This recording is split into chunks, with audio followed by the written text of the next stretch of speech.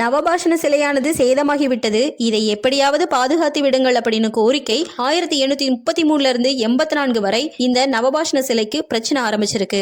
ஆய்வு செஞ்சு பார்த்ததுல முருகனோட முகத்துல எந்த ஒரு சேதாரங்களும் இல்ல. உடம்புல சின்ன சின்ன இடத்துல பள்ளங்களும் கால்களும் கைகளும் உதிர்ந்து மெல்லிய பகுதிகளா மாறி இருந்திருக்கு. ரிப்போர்ட்ல உண்மையிலேயே இது அர்ச்சனையிலேயோ இல்ல ஆராதனையிலேயோ வந்த பிரச்சனை கிடையாது, யாரோ வேண்டுமென்றே இது சிலைகளை சுரண்டி எடுத்திருப்பாங்க அப்படின்னு கணிச்சாங்க.